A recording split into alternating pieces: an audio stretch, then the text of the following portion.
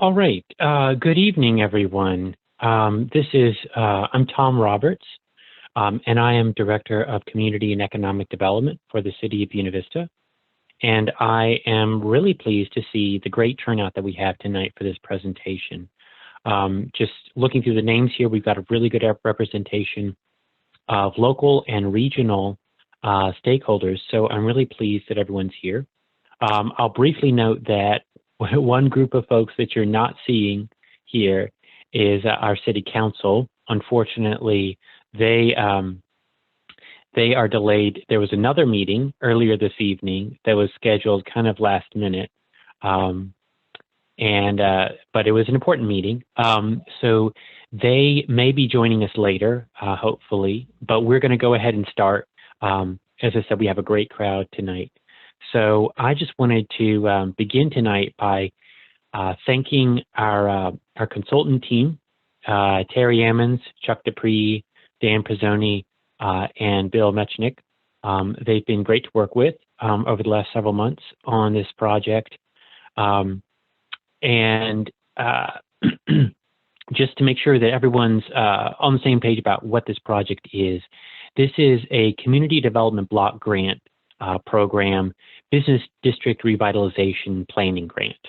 So the CDBG program is a federal program administered by the states, and it provides various funds for community development activities.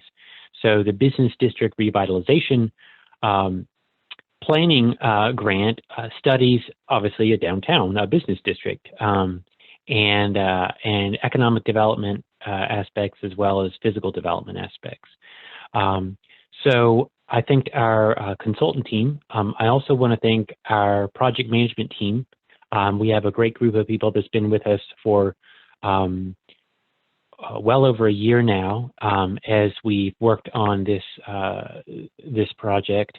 And our project management team is myself, Christina Ramsey, our economic development and marketing coordinator, Elizabeth Brady, until very recently with the Chamber of Commerce here, Tyson Cooper, who's on City Council, Deidre Dryden, who's with SVU, Jamie Gooden, who's worked with GoBV, Brian Lapierre, who's with Buena Vista Baptist Church, Greg Madsen with Carillion Rockridge Hospital, Alan McMahon, our building official, Elizabeth McCarty with the Central Shenandoah Planning District Commission, Douglas Ellis with the Department of Housing and Community Development. He's our project coordinator on state end, and Jay Scudder, of course, our city manager. So thanks to all the work of our project management team over many meetings over many months. So thanks for everyone involved. And so I'm excited to see this presentation. Again, this is a plan prepared by our consultants, and I think it's an excellent plan. The city is very pleased with the results, just in terms of the quality of the study and the proposals. But you know, of course, it's a great study, and there's just a lot in the proposals, and you know, the ultimate build out, or what actually really happens, is going to be driven by a lot of things, and it may not look exactly like it does in the plan, but the plan can help us just get excited about what could be, and the types of things that we could have. And then lastly, I'll say that from here, now that we have this great plan, our next step is preparing a CDBG community improvement grant. So that's going to be where we go after tonight. And so we'll be announcing some public meetings in the coming weeks and months that will, in which we'll present kind of what recommendations we want to zero in on and apply for as part of this community improvement grant. But tonight is focused just on the plan. Thank you. I will go ahead and hand it over to Studio Ammons team.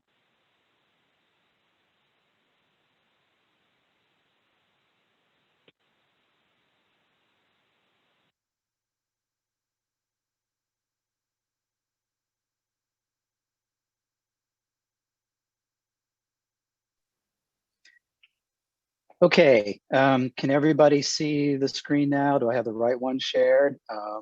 Just shake your head. Thanks, Bill, Chuck. Um, uh, on behalf of our team, I just want to thank everybody that showed up tonight, and particularly thank the whole management team, team Buena Vista, Action BV, everybody that's been a part of helping contribute to the process. The one thing I would add to Tom's introduction is that this plan, we see this plan really as a reflection of the input we got from the community. That's very important. That's the kind of planners we are. And we feel that the community needs to stay involved and continue pushing for the ideas they want to see happen. And hopefully this plan can be a good tool for that. The plan has many audiences. When we do these plans, we want the community to see their ideas in it, so they're excited about staying involved and contributing over time. We want the city to be able to find plenty of things that they can do within a plan like this. And we know that one of the primary purposes, as Tom mentioned, is that the plan will help define projects for fundraising, whether it's grants, matching grants, and a wide range of funding needs for the different kinds of projects that are in a plan like this. What we're going to do tonight, it's a pretty extensive plan with a lot of detail, so we're not going to get into the weeds with too much detail for you tonight, but we want to try to give you an overview of how the plan's put together, what was important to us, what we heard from the community, and how we brought that into the plan, and then how we structured our primary project recommendations. What they are called project recommendations for a reason. These plans aren't trying to develop, when you say a vision for your downtown, there might be renderings and images that you want to try to achieve, but generally these plans take years, they happen over time. You need to be able to make good choices about priorities and shifting priorities and changing resources. And so we've presented a wide range of recommendations that are in categories that we feel like they will help both city government, local organizations, state, other levels of funders and interested people really figure out how to help best and how to plug into the process when it works for them. Bill and Chuck and I are going to bounce back and forth a little bit. I'm going to introduce things here, and then I'm going to let Chuck roll through the first part, which is covers the economic analysis. There's a lot of detail in the plan that we won't get into, as I said tonight, but Chuck can give you an overview of how we're starting to think about economic development and how it is merged with our thinking about physical improvements and ideas about marketing. So let's get here. Here we go. So the plan, the document, is divided into 4 primary sections. The first section, understanding Buena Vista, its people, its place, and its history. This is important in this plan, and we're not going to go through this tonight. We assume most of you are familiar with Buena Vista, and but this plan needs to be something that someone who isn't familiar with Buena Vista might be looking at, might be considering a grant application. So giving a little background, helping someone who knows nothing about Buena Vista understand how it's located, what's important there, what the people are like, how what's happened in its history that affects the downtown and the community today are important to present. So we will also talk about what is Buena Vista, and that is the context for developing a plan for promoting local identity and opportunity. Building back business better, that's our economic restructuring plan. And then a new vision for downtown, and that is a physical improvement plan. So let's start with understanding Buena Vista. I'm just going to very quickly, we're running through here. Stop. Okay, good. These are just a few sample pages as we've gone through some of the history. We talk about the flood. We talk about some major issues that really do impact the way downtown works today and operates. I'm gonna let Chuck jump in here and talk a little bit about the demographic piece, because part of the what is Buena Vista is also talking about how we look at the people and living in the city and around the city. Chuck, you want to grab a little bit here? Sure, thank you, Terry. We did a full market analysis for Buena Vista, but we start always with the demographics. The demographics actually are probably anybody that lives in Buena Vista is probably pretty much familiar with the demographics. Education tends to be mostly at the high school level. There's a significant unemployment rate, which has actually ticked up 2 points since we issued this report a couple of months ago, 1.5 points actually. Income is probably a little below average for a city in Virginia, but I suspect you probably know that. And the population, we've seen a significant population decrease over the years. And I think there is some good news in this, in that if you look at the way the population is spread out across various age groups, there are a significant number of millennials, which is unusual in a city of this size. So there is hope for the future, but it's still predominantly a blue collar city with an income at or below average for a community this size. Next. So one of the other things that is part of the plan is what's called a preliminary engineering report. And again, this is many pages of reporting as part of the plan. I'm not going to go into all the details, but what this does is take a look at infrastructure downtown, streetscape, utilities, a general overview to try to get an understanding of the general condition of infrastructure as it relates to starting to think about improvements and projects going forward. So you can see much more detail in the plan for that. Now, the second part of the plan we're calling What is Buena Vista? A plan for promoting local identity and opportunity.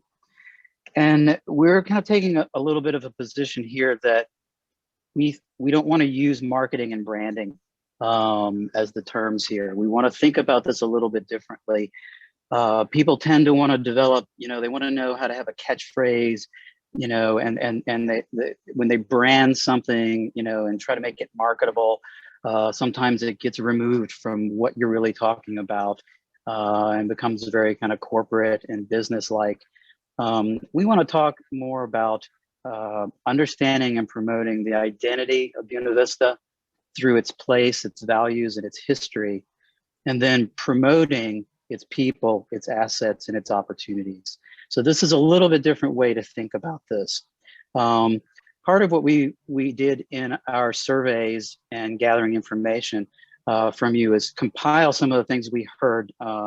Most people say it was pretty consistent, but we have a good list in here of some of the input we got. You want to see stores, shops, and restaurants reopen downtown, more foot traffic, renovating empty buildings, better public space, stronger connections to the Riverwalk and outdoor activities, more activities for families and kids. You value the library, and it's a very important part of downtown Buena Vista. You want to see more gathering spaces, more events, and more incentives for locating there, better marketing, and a stronger connection with the university. So this is a core list of things that we took from you, and then we kept these in mind as we started to look at how to develop project priorities and recommendations, and a kind of a vision towards how to approach looking at downtown development. So as part of this, we looked at the development of a mission statement and a vision statement. These are very straightforward. You don't need to spend months wordsmithing to try to have something that no one else has. What you want is a good solid statement that everybody can agree on and you can move forward with quickly. and you can come back to when you need to. The mission statement, we think, is simply a revitalized downtown Buena Vista. And the vision statement, a robust, walkable, and aesthetically pleasing mixed-use downtown that provides opportunities for shopping, employment, the arts, manufacturing, essential services, and public gatherings. So again, it's consolidating the things we heard from you into a very simple and easy to work with set of statements that you can use as you move forward. We wanted to define a little bit too the strengths and the challenges that are there. In the strengths category, you all probably know these, but it's sometimes good to put them together and see them all at one time. You've got many historic buildings within the historic district. Most of downtown is a historic district. You have a pretty robust 8-mile market when you look at extended markets to Lexington. Downtown businesses have a very loyal following. You've got a lot of downtown business space as opportunity. You have a regional library as a far-reaching base. The Maury River, Chessie Nature Trail, Southern Virginia University, Dabney Lancaster Community College. These are all things you're aware of. Every day you go past them, you see them. But there are opportunities to really look at this package of strengths. Your opportunity zone incentives, how walkable it is, competitive rents. You've got businesses like the JJ's Meat Shack and Buena Vista Hardware and Habitat, and they have loyal following. So you've got a lot to work with. That's really what we wanted to get to.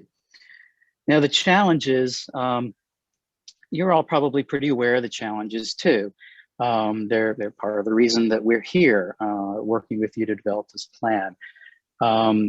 You've got numerous empty storefronts, buildings that need renovating, the lack of connectivity to the Glen Maury Park and the golf course.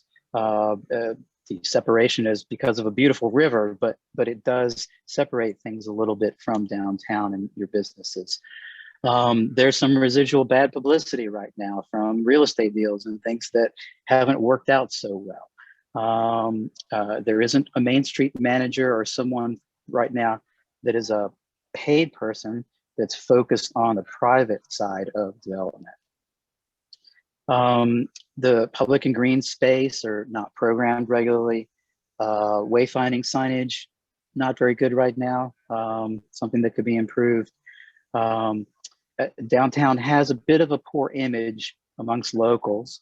I think everybody wants it to be better, wants to see it come back, but right now there's a little bit of an image problem there. And there are some overlapping taglines and marketing efforts that have been developed over the years that could be cleaned up a little bit. One of the things we felt like in thinking about the image and how you promote yourself is that, you know, your name is Buena Vista.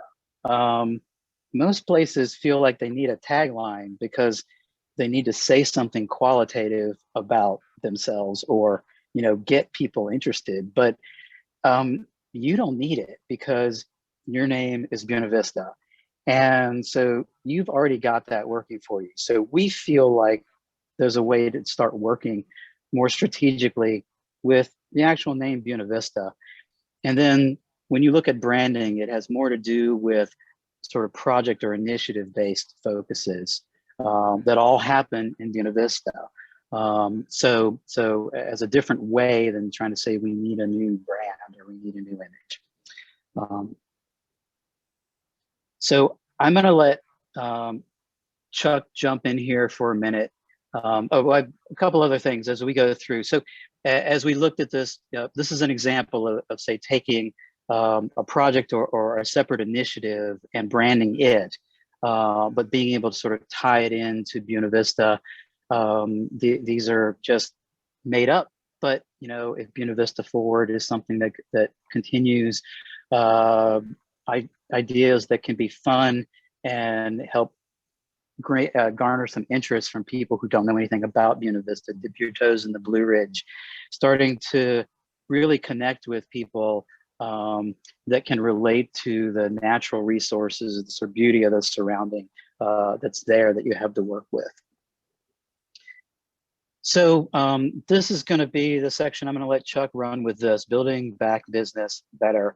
And he's going to give you some of the overarching ideas behind how we approach a restructuring plan for economic development in Buena Vista. This is also coming from pretty extensive work done with the community, with business owners and leaders in the community to try to understand what people would like to see, what's working, what isn't. So Chuck, I'm going to go ahead and turn this over to you right now. Okay, and I'll ask you, Terry, to change the page when I need to change. Got it. As Terry said, we did a fairly robust analysis of the marketplace for downtown Buena Vista. We established the primary trade area. What is the area you can expect to draw folks from on a regular basis, on a day-to-day basis? And that really extends out about 8 miles, includes the Lexington market. So that would be your primary trade area. And then it extends out further and further. But really, as we looked at it, we felt need to expand that trade area certainly north to Stanton and to Charlottesville. That's actually a potential with the right programming downtown for day trips and other daily shopping needs. And even as far as Roanoke, we think that is potentially reasonable. So you probably already know the trade area, but I think the idea is to think about that potential trade area down the road. We also did something called Psychographic Profile, which sounds like a real big deal, but it's basically looking at the lifestyle of people in the trade area. And I won't run through all the details. It's in the report. Certainly, if you have any questions, you can contact me by email. But predominantly, the lifestyles are people that are living a rooted, predominantly small town lifestyle, and what we call small town simplicity. So that is really the predominant lifestyle in the trade area. As you get, I changed a little bit as you start to include Lexington. Then there's a bit more of a little bit of an urban component to that. Next, please, Terry. So we went out and we did a lot of surveys. These are pretty extensive, as Terry mentioned earlier, pretty extensive community engagement effort. We did hangers on doors, and we had online surveys, and we got a pretty good response. So we gathered all of that data, and we did market analysis. So what does it really mean? Well, if you can go to the next page. We began to hear people saying we need to attract business. We need to attract business. We need to go out and bring new business in. A lot of what we heard, by the way, in the surveys was that this is interesting. I've done a lot of these types of surveys for downtowns. It was pretty. The parameters are pretty narrow. We gave people an opportunity to say what they'd like to see downtown or what could be improved. The improvement side was all downtown is dead. There's nothing to do downtown. We need new business. There were no comments about other things going on in the community, nothing about potholes or the way the city is managed. It was pretty, the focus was pretty narrow. But if we talk about trying to attract new business, we say we've got to turn that thinking around a little bit. We need to really create a center of entrepreneurship. Talking about downtown from an economic development point of view, we really need to be looking at entrepreneurs, folks who want to invest, open their business downtown. So we're suggesting a few things. Talking about creating an ecosystem, an entrepreneurship ecosystem, and bringing lots of folks into that. And it's in the report, but it's things like the Small Business Development Center, Chamber of Commerce, and let me say, certainly Washington Lee has got a wonderful entrepreneurship programs. There are many people that can be brought into the fold with respect to entrepreneurship. That really is going to be a complete cultural shift. It is no longer is it talking about attracting business, it's talking about home growing them. And as part of that, we're going to need mentors. That's the best way to help people grow a business. Small Business Development Center, and I've spoken to them, are very happy to make mentors available to anyone looking to open a business in downtown BV. And we really need to look at the incentives and talk about how we use incentives creatively to help businesses grow. The Economic Development Authority is certainly probably key to that. And we should be looking at micro enterprise grant programs for people who are looking to open a business. They want to explore the marketplace and they have an idea. Grants from $1,000 to $5,000 be very helpful for them to begin to enter the marketplace, begin to get the necessary things ready to open a business. Next page.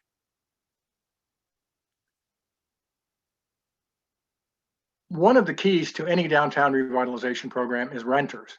Owning a building is expensive, but so is opening a business and renting it. So we're talking about incentives for renters. Leasehold improvements in historic structures are expensive. So we're talking about a matching leasehold improvement grant up to $5,000 for somebody looking to rent and improve that property. The Community Reinvestment Act, which is a federal act, really needs to be tapped into a little more because banks have to reinvest in communities. And we would recommend contacting the Community Reinvestment Officer at every bank, making this plan available. The demographics of BV very much align with the type of investment that folks do through the Community Reinvestment Act. We're calling for an annual business plan competition. I know you do one now, and there's one underway for just downtown.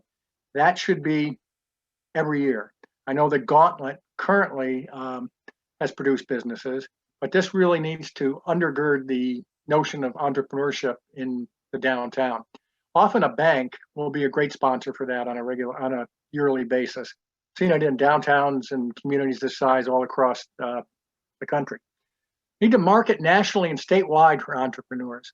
Need to get the word out through public relations, social media, regular media, to let folks know this is a place to come if you want to open a business. It's all part of that branding opportunity for creating an entrepreneurship brand, if you will. Now, how do we find those entrepreneurs? Certainly marketing locally, marketing within the primary trade area, and that would include out to Lexington. But also there are folks who might be interested in places like Stanton, Charlottesville, which is a little more expensive to open a business, Roanoke, and seeking entrepreneurs there. When you couple that with the potential new incentives and the various grants, then it becomes more attractive to open a business in downtown BV. Consider retail incubation. It's very difficult to open a retail business or a service business in a downtown. The pandemic has not made that any easier. So we're suggesting that maybe 3 or 4 potential entrepreneurs share space, begin to test their ideas in the marketplace, and then if one of them takes off, they can move on to actually rent a storefront in the downtown, and somebody else can come in behind them. This is a way to share space, reduce expenses on the front end, and get a steady flow of businesses going. Really, that is probably the preferred way to begin to nurture entrepreneurs in a downtown, particularly during a pandemic time. The other thing to do is going to Charlottesville, going to Roanoke, going to Stanton, is to let folks there who have a business know that downtown BV is open for business, and to bring existing new products into the existing businesses. So somebody may have a product they want to test it. They can open and take a little corner in one of the existing businesses downtown. I think that's a real golden opportunity to begin to let folks know about this new brand of a center of entrepreneurship.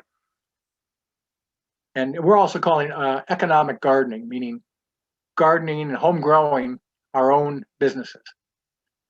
Economic gardening is a term used around the country in downtowns for home growing.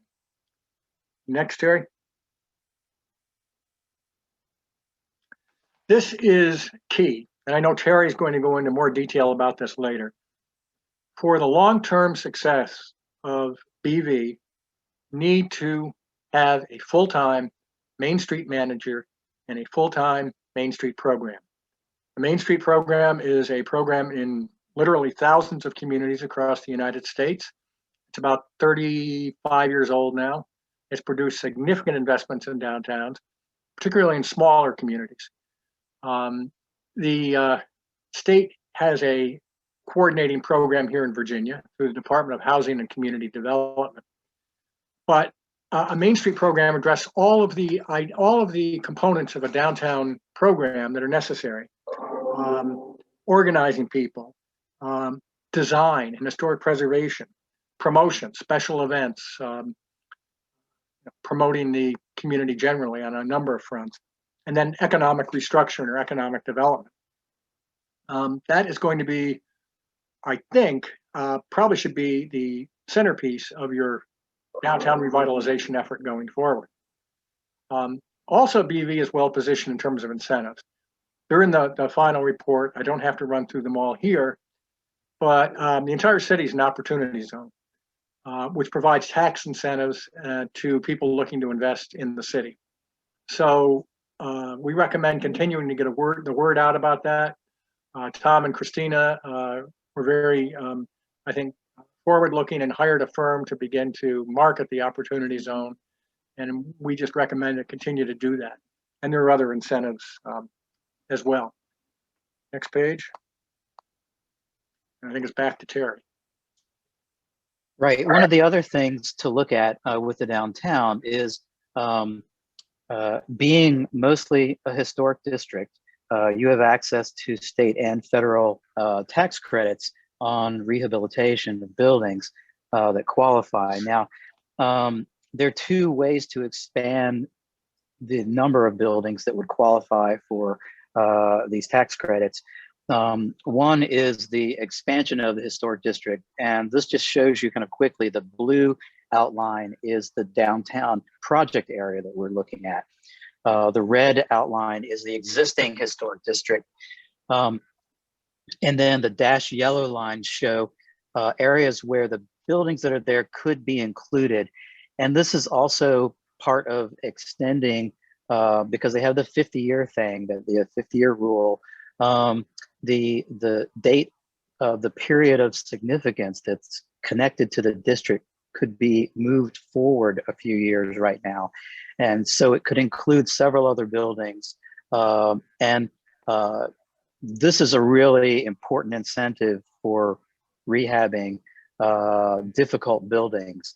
It can add up both the federal and the state tax credits to a total of about 45% of your rehab costs. So if you were going to put $100,000 into renovating a building that qualified, there would be $45,000 in tax credits eligible, some of which could be sold. You can use some. Local businesses often purchase state credits from developers and building owners that are doing projects.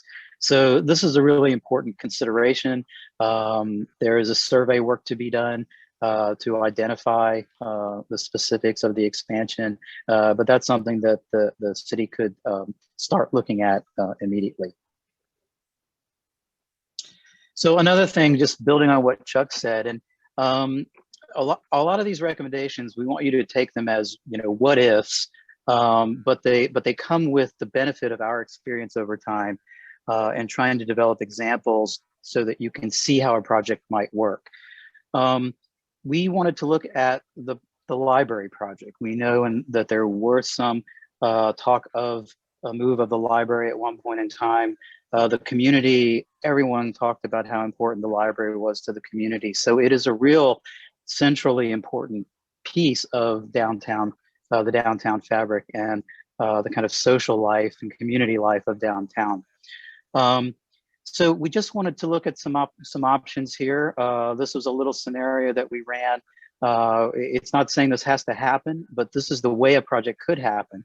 And one of the most important things about a project like this, as Chuck was talking about, it's very difficult to get retail, to start retail, to get small businesses up and running downtown when there isn't a lot of support. So we wanted to ask, what would be the potential of a project that could, under one roof or under one umbrella, have 3 or 4 different components that each help each other whether it's with rents, the synergy of bringing people in a community way. So we wanted to say, well, what if the Rockbridge Regional Library and the university bookstore, that's a way of bringing students downtown and getting the university and university students interacting more with the city and downtown activities. Coffee shop or cafe. There's a need for a coffee shop now, but it's really not that easy sometimes to start a coffee shop because the scale is really important. And so a coffee shop could go in very small and be kind of in an incubation space. And maybe over time, a year or two out, as COVID has lightened up a little bit, it would be easier for a business like that to move from kind of a storefront into their own place. You could have a small interpretive center telling the story of Buena Vista. Right now, you don't have anywhere to get that story, the history of the city. And a lot of the things you're going to do are going to both be encouraging visitors to come and get something out of their visit.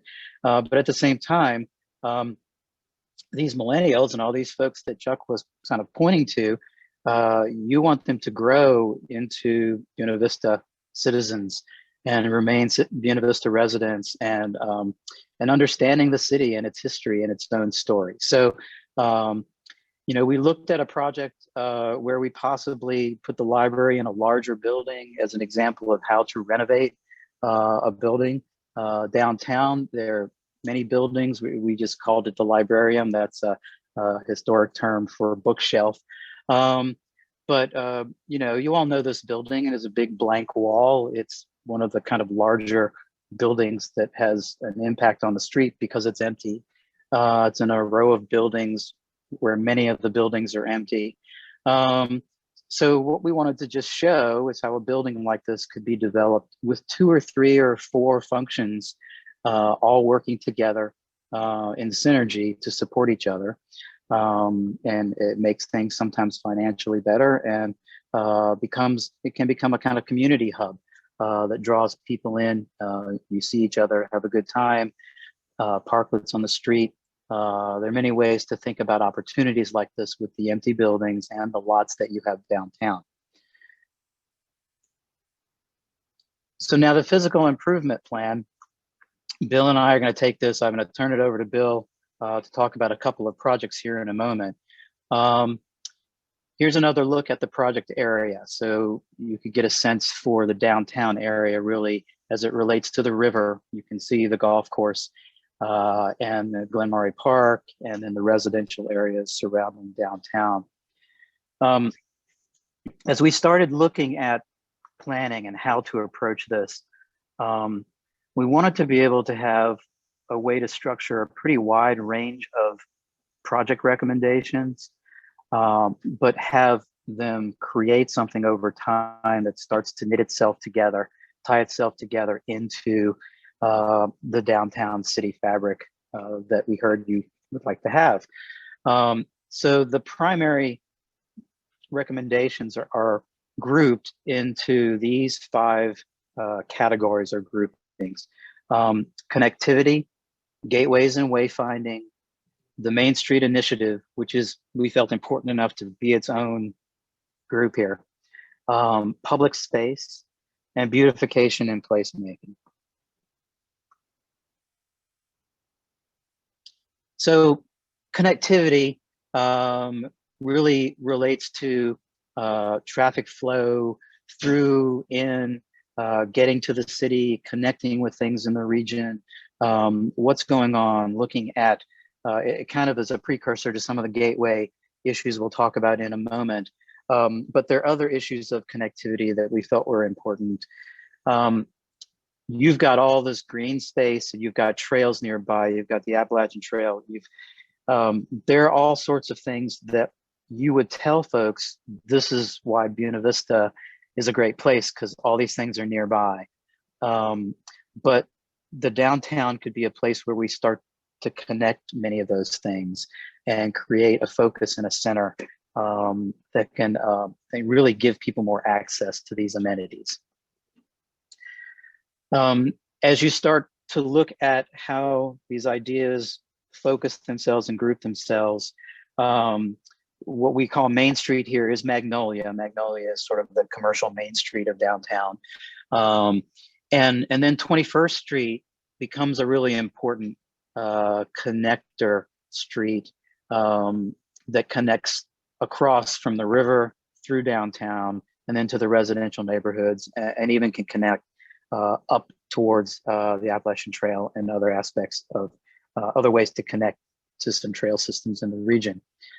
So I'm going to let Bill talk a little bit about a proposal for kind of park gateway connection in the plan to the Riverwalk on 21st Street. Go ahead, Bill.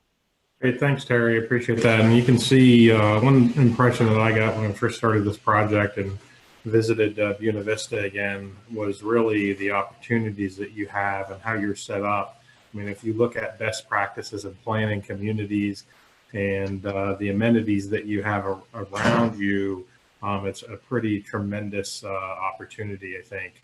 One of the main things we wanted to do to highlight the business district specifically that we were studying was to provide connections, some of those connections that Terry mentioned in terms of connections to the downtown, increasing visibility, and using gateways to do that. One of the key gateways we're looking at specifically is right in your downtown area at the intersection of 21st Street and Sycamore.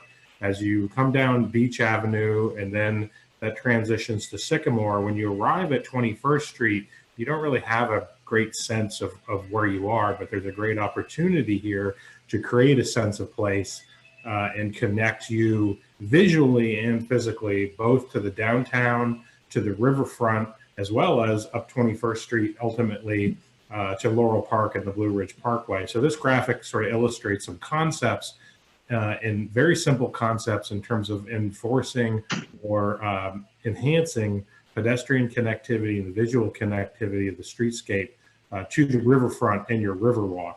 Currently, that view, as many of you are familiar with it, is quite industrial, and it doesn't really make the visitor or user of the downtown feel very comfortable that that's a place you want to be and go. But again, that riverfront area, as Terry mentioned, is a tremendous opportunity and a tremendous potential destination, both for visitors and other patrons. So what we're seeing is enhancing that access along 21st Street to the New Technology and Food Innovation Center, working with them and the railroad to address, just clean things up, simple improvements like curb lines, sidewalks, street trees, lights, and that sort of thing, and framing the views and controlling the views into this area so that folks know what's down here and are comfortable with coming down here.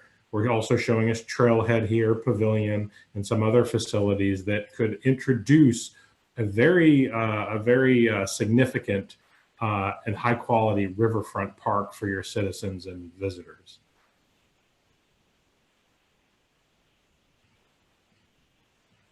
So a couple other things that we're looking at, kind of a big picture item, is how to resolve this issue of not being connected to Glen Murray Park and to the golf course. So, you know, we have a whole set of recommendations for improvements and project ideas that relate to the Riverwalk, reusing the limestone lintels that are sitting up there right now that were from the historic train station. As part of the seating area at the entrance, and really the possibility of putting a bridge in. It's not something that's that far-fetched, and to be able to have at least pedestrian crossing, possibly golf cart crossing. You know, when these festivals happen, and you know there are thousands and tens of thousands of people in a year are just across the river from downtown, but they don't come downtown. The way is kind of circuitous, and the signage is not there, and so they mostly stay there. I mean, you know, some filter through, but you know, over time, this could be a project with a little bit of a longer range, but it's certainly helps connect thousands of people that could potentially experience crossing the river, coming to this really wonderful river walk and going into downtown, looping around, coming back out, heading back to their camper or their campsite. So this is a really important feature that we want everybody to just be thinking about. So when the time is right, something like this can happen. The second area for projects is gateways and wayfinding. Chuck didn't talk specifically about it, but in the report, we do speak about, one of the issues downtown is that people don't really know what's there. They don't know how to get there. I've been driving Route 60 over the mountain for years, and honestly, I never turned off of 60. There's a visitor center there, but you can stop at the visitor center and never go into Buena Vista, and you don't know how far away from it you are. It's just around the corner a little bit, but there's a Burger King and there's a gas station and a whole range of things there. And you get to the river. There's some signals, but you just don't know where you are. You're not sure what's there. And so we feel like one of the really important things that can be done pretty easily, pretty quickly, is the development of a citywide signage and wayfinding master plan that helps you know where you are, that gives directional signage. The goal with having a good master plan is so that you don't oversign, that you're strategic about where signage goes, but it becomes also a part of when visitors come through and they see good signage, they really, they think you must care a lot about your city. It really goes a long way to enhancing the perception, looking like it was well done and looking like it's tended to, and you care about whether they know where they are or not. So it messages good things to visitors, and visitors are not just tourists from way away. Sometimes it's someone from Lexington who's maybe never been to Buena Vista, is coming down for the first time. So we're proposing to use a smaller scale visitor kiosks, possibly one downtown, one or two in locations. And a kiosk can be as simple as a small pad, hardscape brick with some wayfinding signage, or people can, think of a kiosk sometimes as, a kiosk structure, gazebo type structure, but a little more informal and smaller scale way for visitors to get information in the city itself. They could either augment or replace the visitor center along 60, depending upon what you find works best as you start to provide information to visitors. And then really looking at some planning for the city entrance gateway area.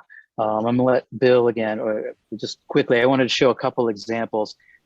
Here on the bottom right, you can see, in Bath County in Warm Springs, this is a small little visitor kiosk, and you can see the shot inside. There's county maps there, their brochures there. It's a self-service kiosk, sort of easy to manage and maintain, and it fits kind of quaintly into the context. Now I'm going to let Bill talk a little bit about this, the whole entry area here off of 60 and Beach Avenue. All right, thanks, Terry. One of the big things that we looked at, as I mentioned before, and Terry mentioned, was one of the primary initiatives was gateways, increasing visibility and directing folks to your downtown area. A good gateway project generally should accomplish several things. One, as Terry mentioned, establish a good first impression about your community and the businesses in your community. Increase visibility to signage and businesses, and to then provide opportunity for wayfinding, not just with signs, but with sort of the intuitive impressions that a landscape or a structured streetscape could give in terms of important intersections and things like that. Predominantly, though, we do feel like the gateway should enhance opportunity for local business and visibility to local businesses, and we think there's a huge opportunity to do that along the Route 60 or 29th Street corridor. And what we're thinking, based on our experience, is the gateway approach goes beyond a few signs and some colorful landscape, that it really involves an integrated approach that can be phased over a number of years, that may involve improvements to the curb line and street, consolidated entrances, working with business owners on their frontages to develop landscape strips and to provide appropriate pedestrian infrastructure, and then overlaying that with street trees, landscape plantings, pedestrian scale street lights, banners, as well as signage. So really a sort of a comprehensive approach, but again, one that can be phased with the improvements, and then coordinated with the highway department through some of their smart scale programs or other programs. What we're showing in this graphic is really introducing the downtown area initially along Route 60, establishing some of those green strips and planting areas that we talked about to provide some structure and as well as visibility to the businesses. And they're really using some of our physical landscape to initially create some pop and introduce the downtown, the Buena Vista community. And one opportunity here is at the railroad track crossing, you have a very interesting and historic bridge structure that could be highlighted, as well as the landscape around it, to give you that initial sort of branding and impressions of Buena Vista. Whereas as you come to the main intersection closer to Southern University and Beach Avenue, this is where some of the predominant wayfinding may be located, as well as other structured landscape that's not just ornamental in nature, but structures your sight lines and views, and gives you visual cues of where to turn and directs your sight line to the appropriate signage, as well as it will beautify the area. And then continuing that approach, maybe changing the landscape type in terms of the tree type and that sort of thing as you go down Beach and approach Sycamore. Terry, thanks. So as I mentioned before, we really made the Main Street initiative a focus, and we have a series of recommendations that are based on Buena Vista becoming a Main Street community. So and that is the first one. Becoming a Main Street community is a process. So you have to start that process working with the state Main Street organization. You become an affiliate first for a period of time. And then as you put the proper structure in place for managing the program locally, you ultimately want to become a full Main Street community. In the meantime, you can still, as an important part of the structure, start by hiring a Main Street manager. The Main Street manager is very important when you need to really coordinate downtown development in a challenging area, because you need a person on the private side who is really pulling together resources from local leaders, local government, private developers, landowners, residents, sort of coordinating all of these entities, kind of understanding what's going on. They're the boots on the ground on Main Street, and they don't necessarily have a political flag to carry with them. They're there for business development and to really help apply the Main Street program concepts to rebuilding and growing business downtown. One of the things that would be good, that could help, this is something that would help the Main Street manager, and it would help the city. There's so many empty buildings right now, and that are in varying states of decay and conditions because of water damage and funding condition surveys up front, creating, it could be a matching fund situation, or it could just be a fund that helps take, say, the 10 worst buildings, do a condition survey, and have a professionally developed sort of stabilization budget. So the people who are marketing those buildings, the people who are trying to bring economic development targets into Buena Vista to look at buying or renting or starting businesses have got a well-developed cost in front of them. They can look at these buildings realistically. They are not as affected by the fear of a risk that they don't understand. So that's a very helpful thing that we've seen work in other places that have been trying to start economic development with some blighted buildings. Expanding the historic district and incentives, we talked about that before.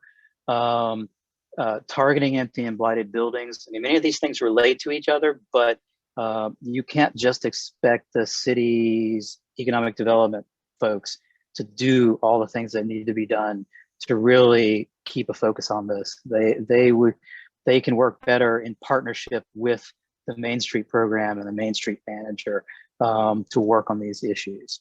They also work to promote local investment, promoting scalable creative businesses. And we really feel strongly that looking at plans for incremental development work really well here. Again, we're trying to create some resources and some ideas in the plan that give you a way of starting to build and grow incrementally.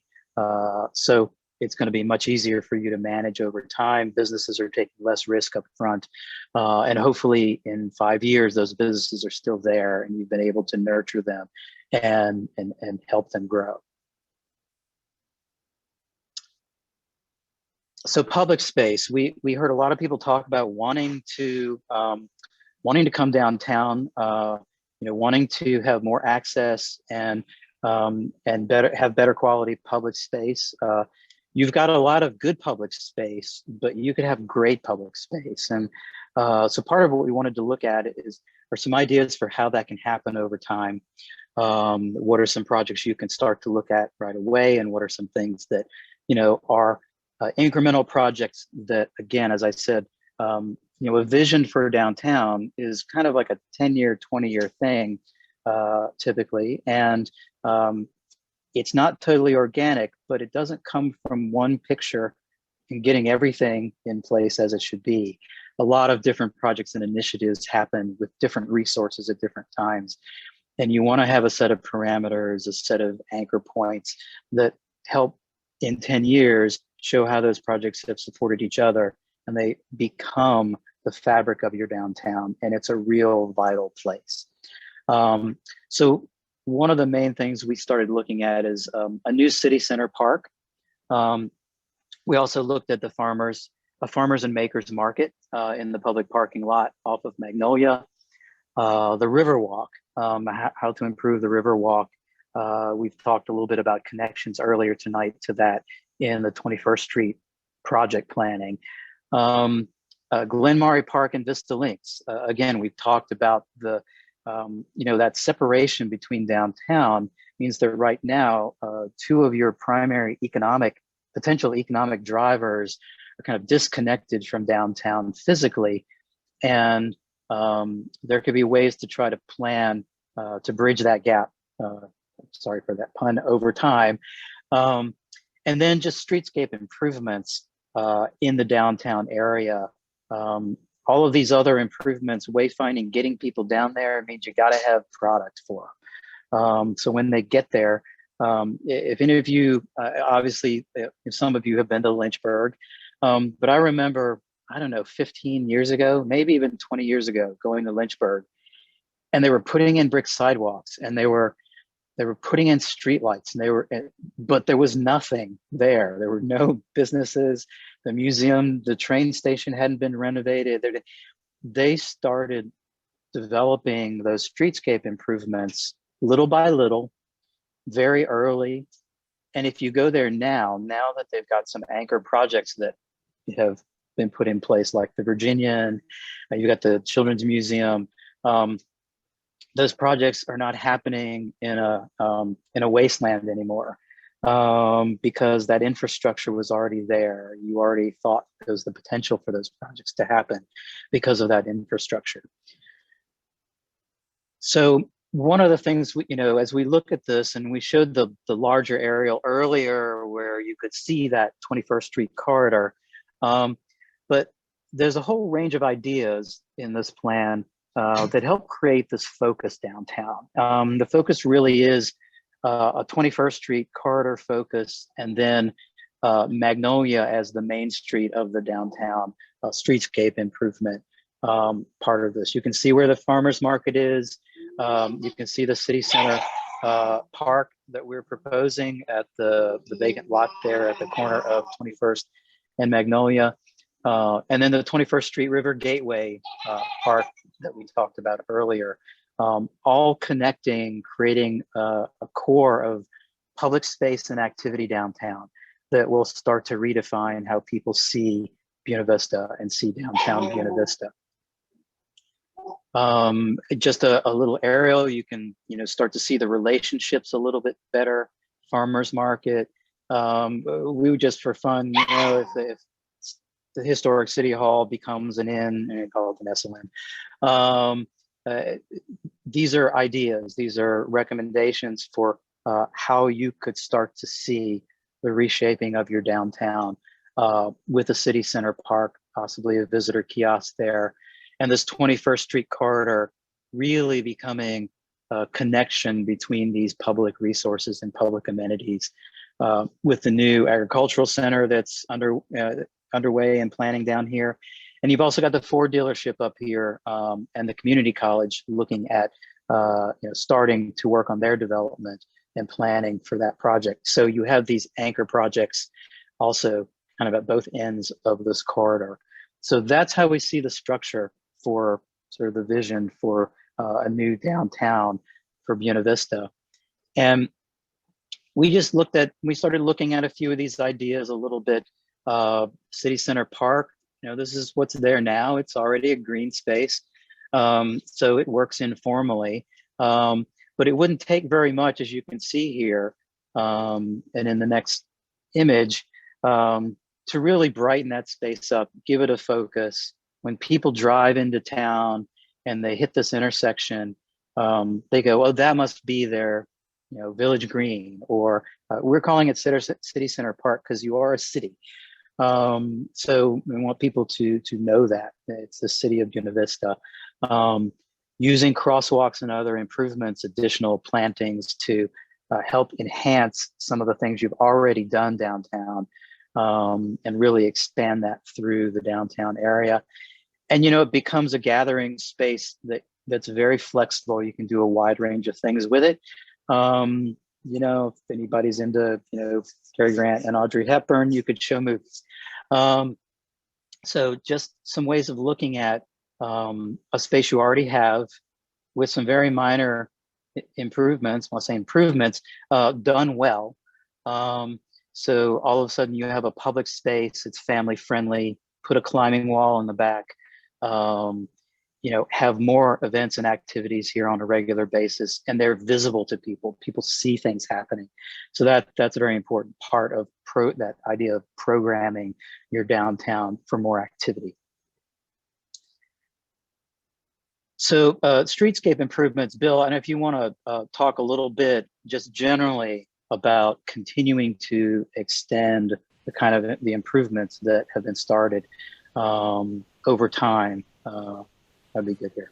Sure, Terry, thanks. As I mentioned before, there's a key intersection here in between Sycamore Street, running along the edge of your business district and through the study area, as well as 21st Street and those intersections that create. So what we're really recommending is that we bring the streetscape a little further and extend that along 21st Street down to the park and Riverwalk, as well as potentially and eventually all the way up through the neighborhoods through Laurel Park. But in the downtown area, what we're really trying to do is strengthen those connections to the key intersections at Forest, at the edge of the neighborhood district, at Magnolia, which is your main street really in your main business district, in Sycamore, and also setting up some of the same sort of visible patterns and recognizable patterns and amenities at the other intersections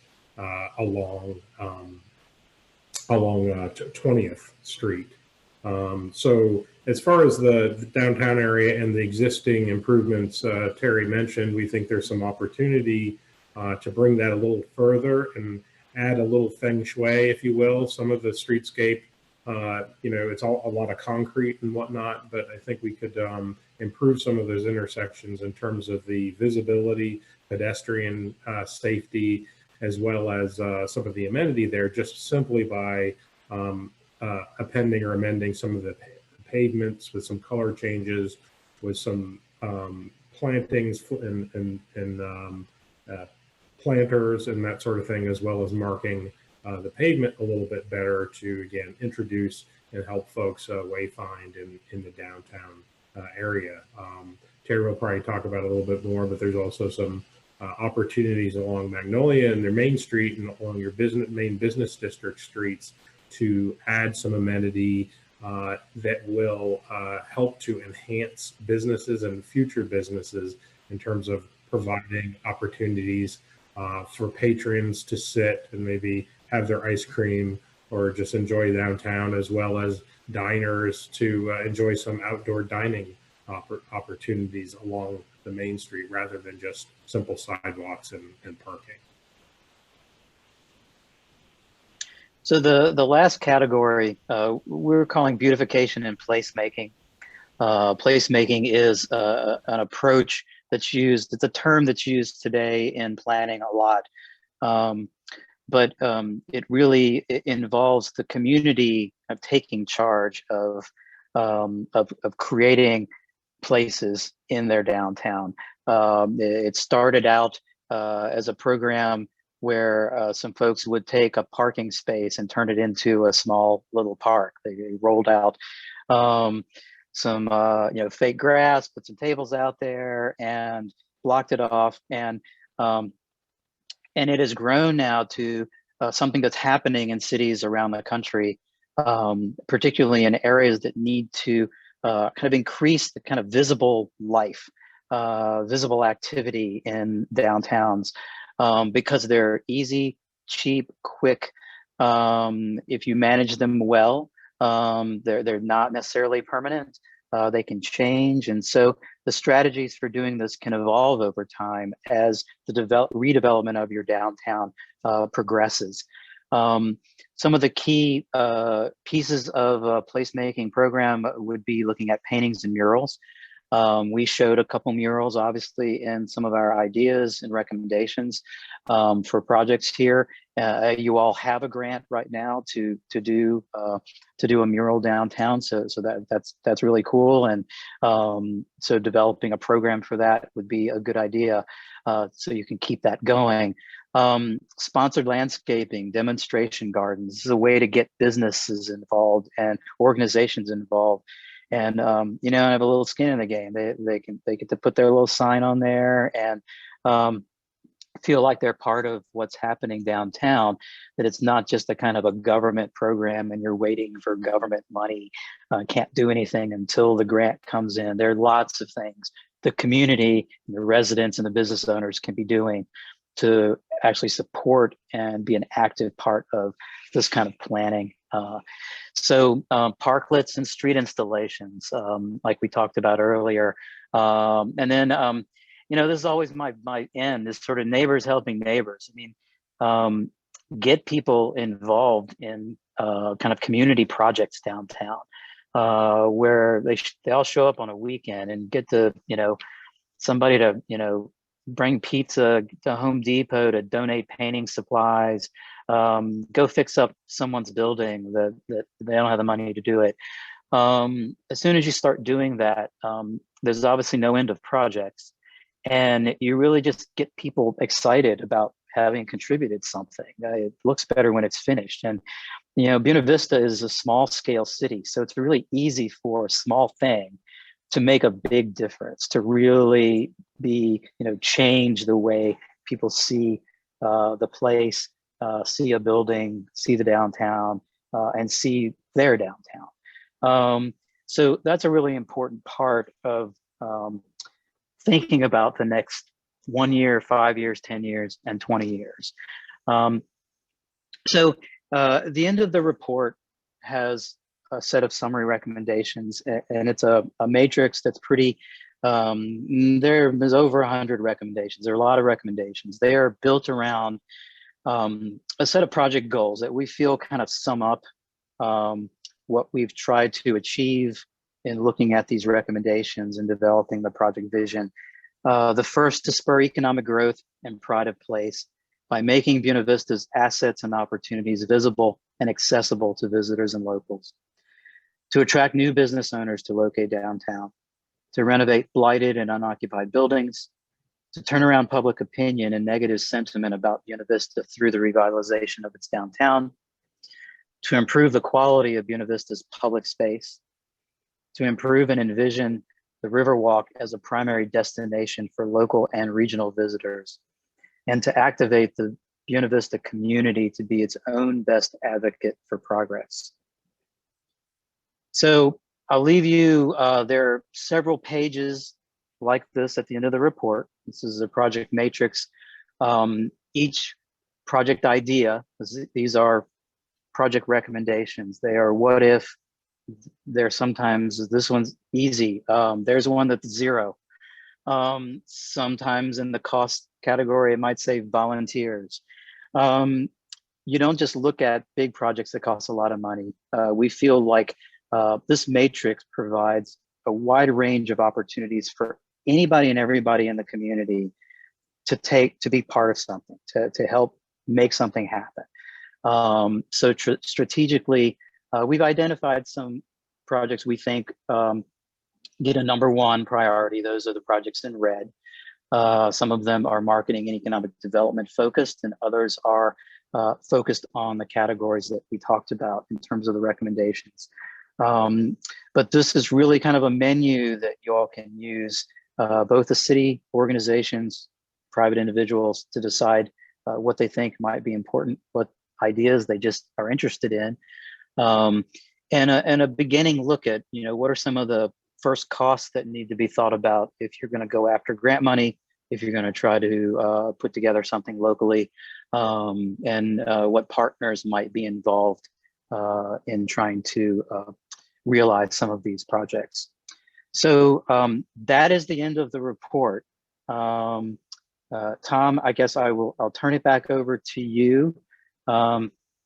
There's a lot of information in the report in addition to everything we talked about tonight. So please take a moment here or there. You don't have to read the whole thing all the way through. Just you can look at the pictures if you like. Hopefully there's some pictures worth looking at, and they'll get you excited about what can happen in Buena Vista and how you can be part of it. That's very important to us as a design team.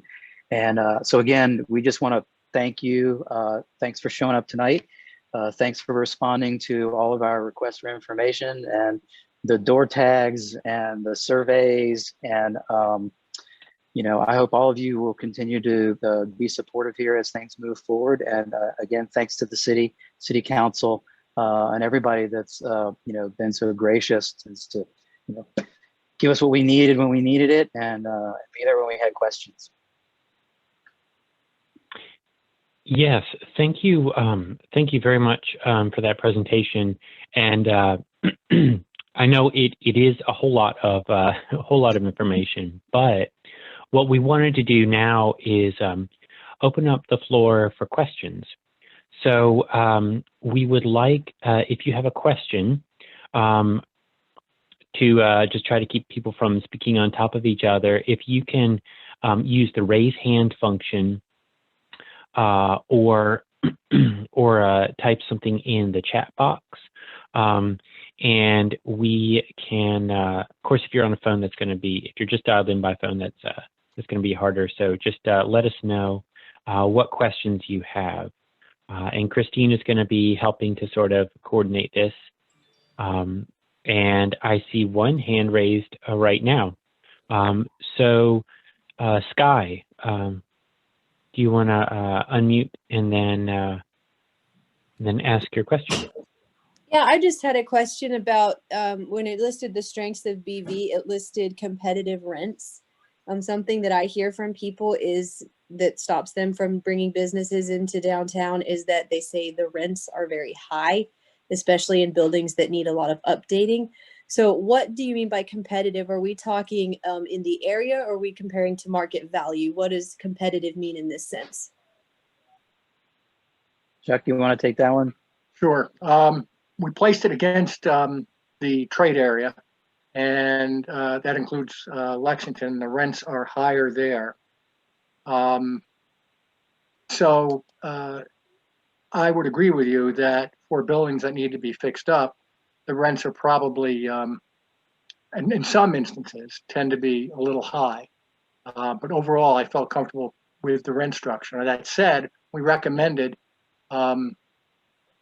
grant programs for renters to help offset some of the costs.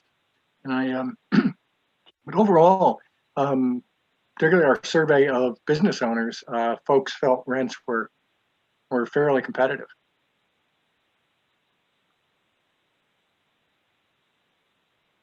Thank you. What other questions do we have? Yes, Charles. Hi, real quick question, and this is mostly just, particular, but what's the relationship, if any, between this Main Street revitalization plan and the recent, I think it was $78,000 grant that the city received from the Virginia Outdoors Association? Maybe I'll take that one. So yes, thanks for mentioning that. For anyone in the audience that didn't hear, just a couple days ago, we were awarded a $78,000 grant from the Virginia Outdoors Foundation to cover the cost of purchasing what the city center site there that Terry's showing on the screen, right there at 21st and Magnolia. So that's a project that I think the timing of everything just came together really well. They're not really related, to answer your exact question, but we worked last fall with GoBV, the developer Ed Walker. This was one of his properties to sort of negotiate a good price, and then we applied for some grants to cover that cost, and so we are very pleased, grateful to the Virginia Outdoors Foundation, and that grant includes a couple $1,000 just to help with some sort of preliminary cleanup of the site and preparation, and then we will hopefully be doing some kind of community-based design to see exactly what shape it might take. Of course, the plan presents some really great ideas that we'll definitely be looking harder at.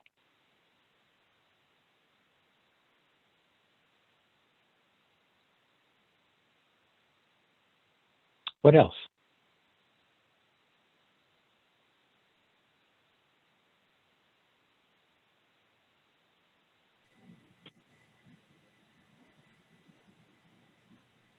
Don't see any new questions that have popped up, but while we wait in case other folks do, received a message from Deidre Dryden and from John Rainoni, both saying it's a great plan and thanking you guys with Studio Ammons for your work on the project.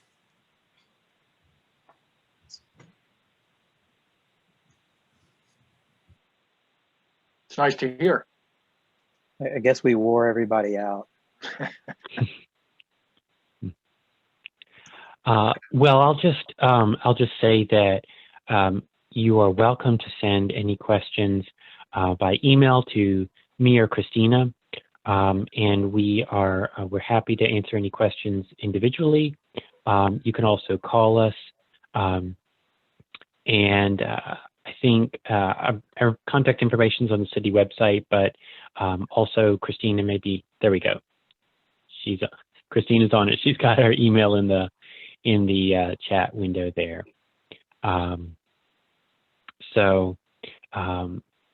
Yes, we're happy to answer any other questions. And as I said at the beginning, our next step is going to be working on the community improvement grant application. And so over the next about 6 weeks or so, we'll have 2 additional public meetings with information on exactly what we want to apply for. Some of the ideas that we staff have had about what aspects of the plan we want to kind of zero in on. So,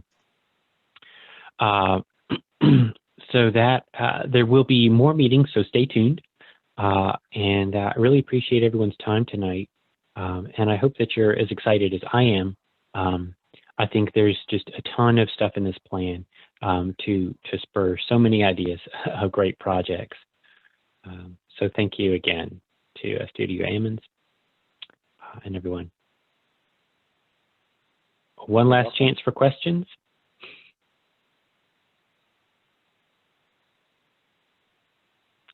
And lastly, we have been recording this meeting, and so then we will have the recorded meeting available on our website soon.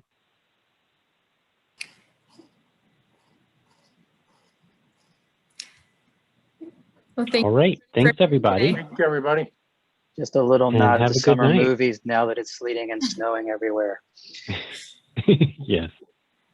Thanks, guys. Yeah. Thank you. Thank you all.